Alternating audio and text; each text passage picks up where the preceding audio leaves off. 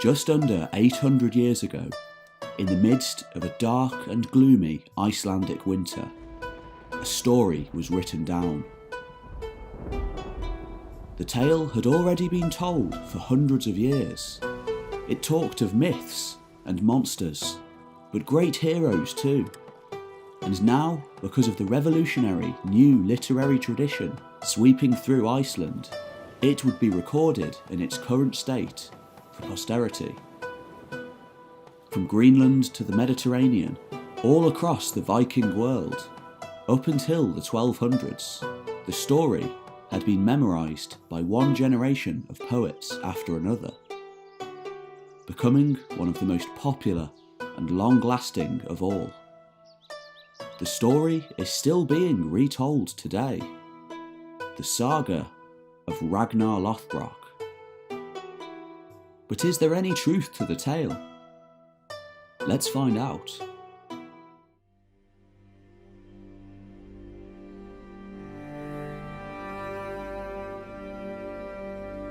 In the year 814, the great king Charlemagne, ruler of the largest empire in Western Europe since the fall of Rome, was dead. In the wake of his death, his once prosperous realm soon devolved into civil war between his descendants. In some of the other states that filled the void left by the Romans, such as in Visigothic Spain and Ostrogothic Italy, the Roman tradition of giving hereditary inheritance to one son had become the norm. This wasn't to be the case for the Franks. They continued their ancient tradition of dividing up an inheritance between sons, a tradition that had plagued them for centuries. When the dust from the succession finally settled, all of Charlemagne's hard work had been undone, largely through the actions of his own descendants. 3 distinct kingdoms were born. On the one side was East Francia, the state which would eventually go on to become Germany. In the middle was Lotharingia, a realm which would eventually be absorbed by the other 2 kingdoms. In the west, however, in the original heartlands of the Franks, along the Atlantic coast and the hinterlands of Gaul, was West Francia, the kingdom that would eventually become France. It was here, under the rule of Louis the Pious and his descendant Charles the Bald, that a new distinct lack of centralised power would increasingly be capitalised upon by a new power.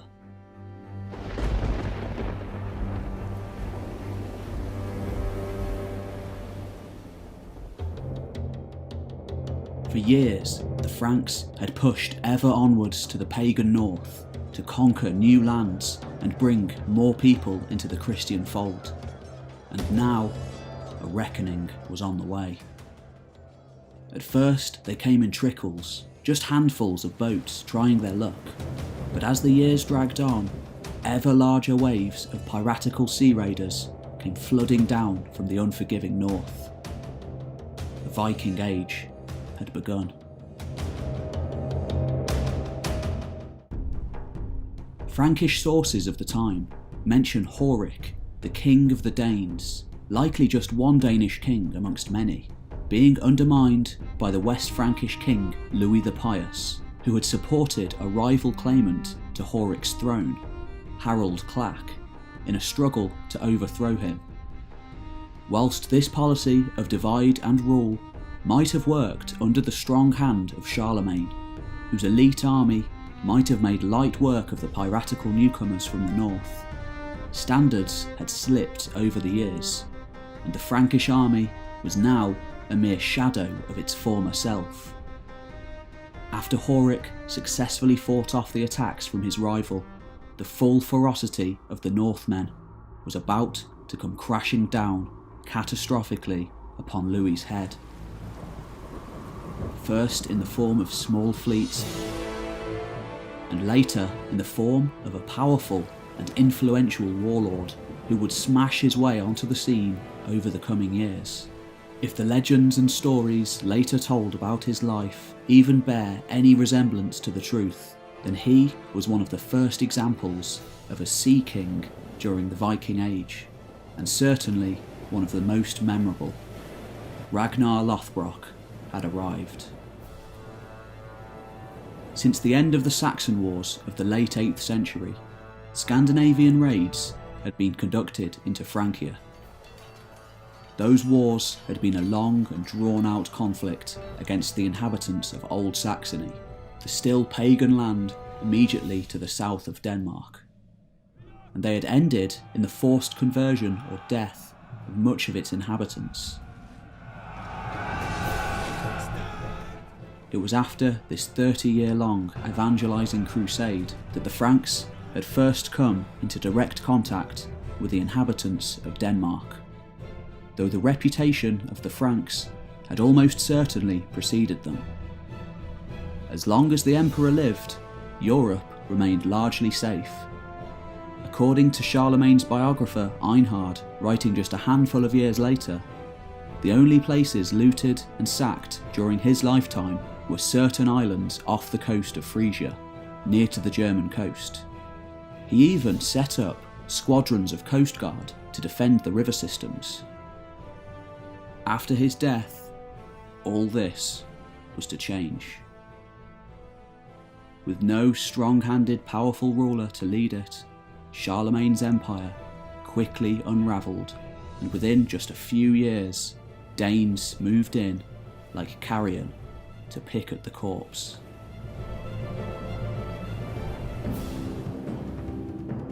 Squadrons of 3 or 4 opportunistic ships became common throughout the 810s and 820s, and they met with significant success by raiding remote and lightly populated areas on the peripheries of the West Frankish coastline. By the 830s, however, these fleets began to consist of tens of vessels, and as word travelled of the successes they found, they increasingly tested their luck against larger and larger targets.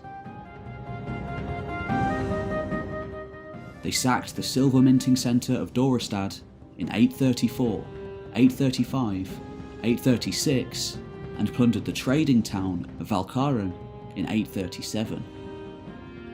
On the face of it, King Horik seems to have disapproved of these raids, which he publicly condemned in letters to Charlemagne's successor, Louis the Pious. Though this could easily have been a ruse, it does suggest that in reality, King Horik held little power over the increasingly unruly and ambitious warlords of Denmark. In 845, an entirely new breed of army arrived on the continent. Not just tens of vessels, but a fleet of hundreds, crammed full with as many as 5,000 Viking warriors. Where this fleet came from is anyone's guess, but according to the Frankish sources, it was led by a man named Ragnar, a figure who a number of modern scholars associate with the most famous Viking of all, Ragnar Lothbrok.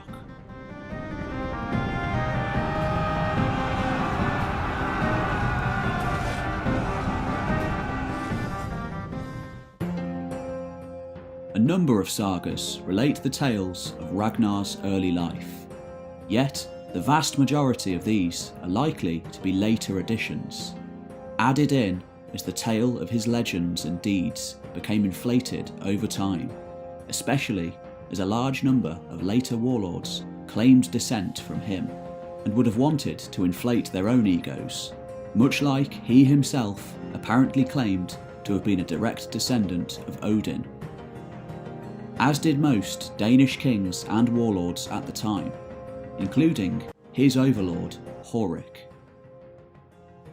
From 12th century runic inscriptions on the Orkneys to the Icelandic sagas of the 13th century, Ragnar became nothing short of a celebrity in the centuries after his death. Truth be told, if anything of his unusually flamboyant nature, as related in the sagas, has any basis in reality, Ragnar himself would probably be quite amused by these later stories that grew up around him. Nevertheless, whether he wore magical hairy trousers or not, the Ragnar that landed on the Frankish coastline in 845 commanded a huge force of warriors. Over 5,000 Vikings, if the Frankish sources are to be believed, all crammed aboard around 120 longships. Whether they had been sent directly by Horik or not, the Danish king was about to have his spectacular revenge against the Franks.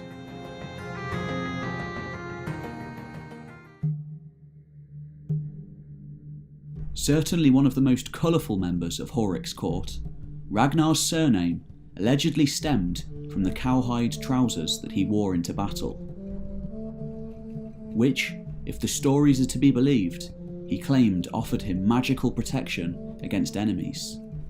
According to the Old Norse sagas, which are quasi-historical at very best, and pure myth a lot of the time, especially during this early period, he made these magical trousers by boiling cowhide in pitch, and subsequently used them to win his second wife Aslaug by defeating a serpent that guarded her. Precisely because he was one of the earliest sea kings to ravage Europe, if Ragnar Lothbrok was indeed a real historical character, and scholars today still rigorously debate the issue, his genuine historical accomplishments have been obscured over time. Over the centuries, stories were told to fill in the gaps of his life, and genuine events were embellished so much that his tale became largely a fantasy. Nonetheless, if he was indeed a real historical character, and several Frankish sources seem to imply that he was, Ragnar was no mere pirate like those who came before him. He was one of the very first instances of a sea king, a sea-born ruler powerful enough in his own right to launch his own autonomous attacks and seize lands for himself and his followers on foreign shores.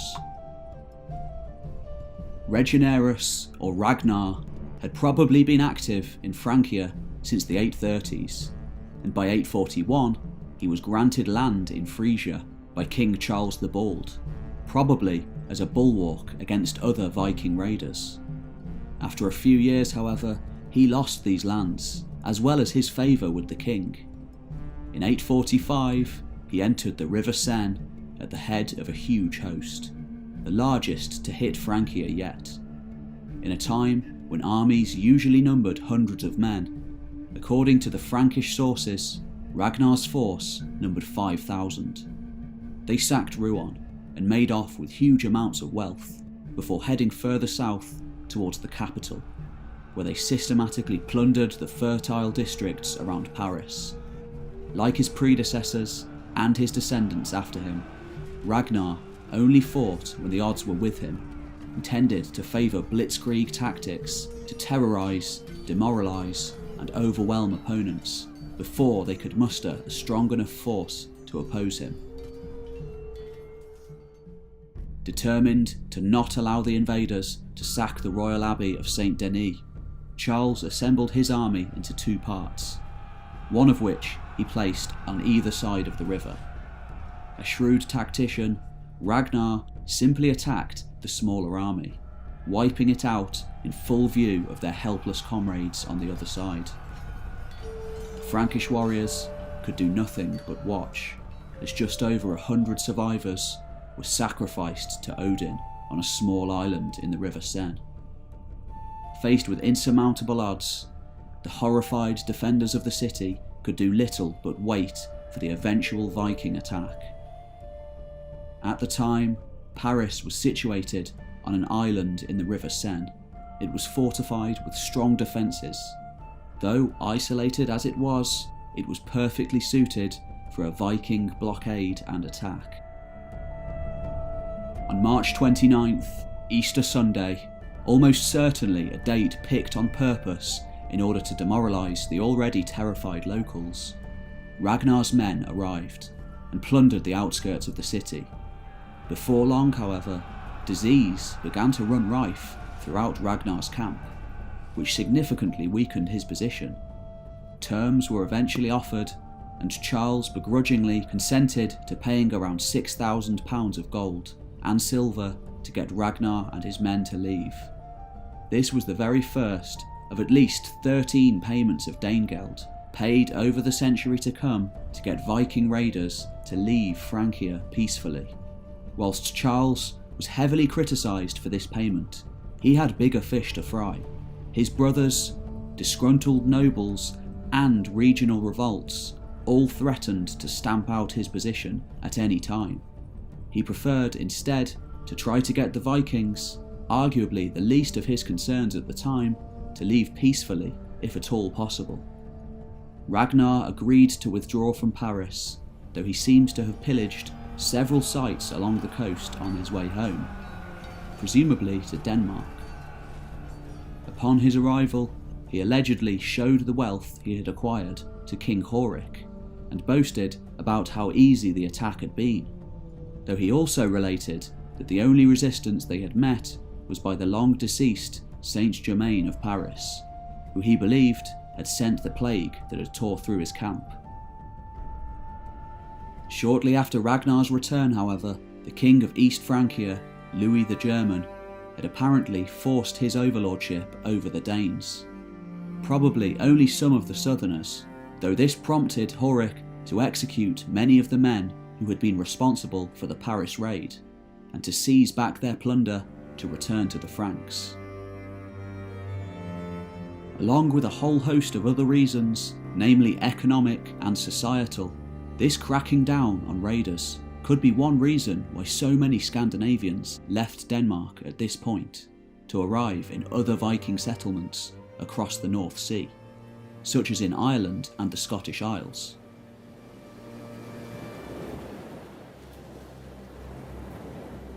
Ragnar, meanwhile, had apparently already left by this point, embarking on a piratical career that remains impossible to detangle from the mists of legend. He may have gone raiding into the Irish Sea, back to Francia, or, most famously of all, he may have raided into Northumbria, though the king he supposedly fought against, Aelle, wouldn't become king there until the mid-860s.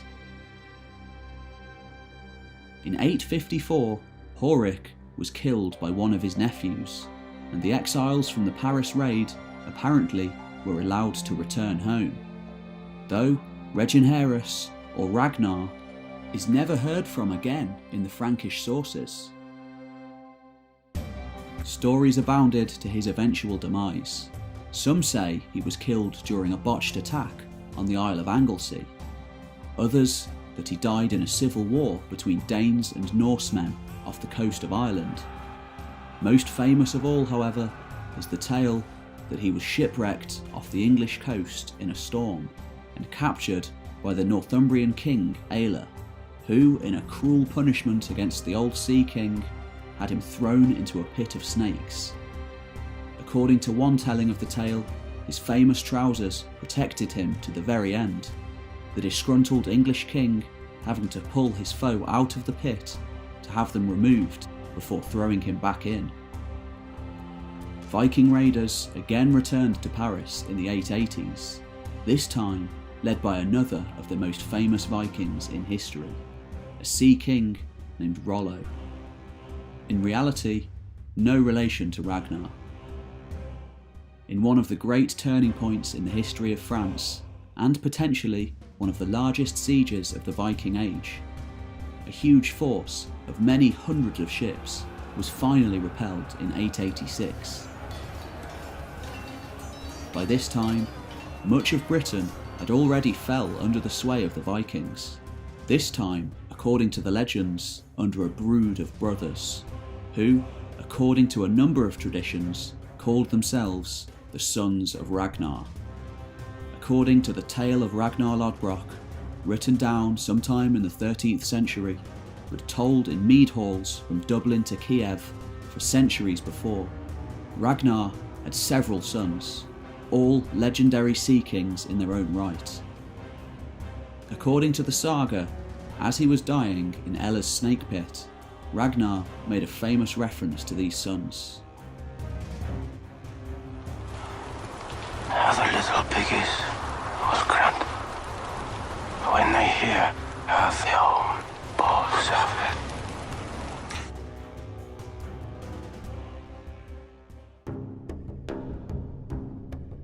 These sons of Ragnar were indeed illustrious figures. Ivar the Boneless, perhaps the King of Dublin for a time, and progenitor of the famed Uia dynasty that would terrorise the Irish Sea for centuries to come. Bjorn Ironside, raider of the Mediterranean, later said to have retired to Sweden. Ubba, the Duke of the Frisians, and participant in the invasion of Britain in the 860s. Halfdan Ragnarsson, one of the first kings of Viking-occupied Northumbria. And Sigurd Snake in the Eye, born from a sorceress. All famed warriors in their own right, though in all likelihood not in fact descended from Ragnar. In the sagas, upon hearing of their father's death, Ivar and Ubba both swore to cross the sea to avenge him. Halfdan was playing chess, and when told the news, he gripped a piece so hard that his nails bled. The impending invasion is known to us today as the Great Heathen Army.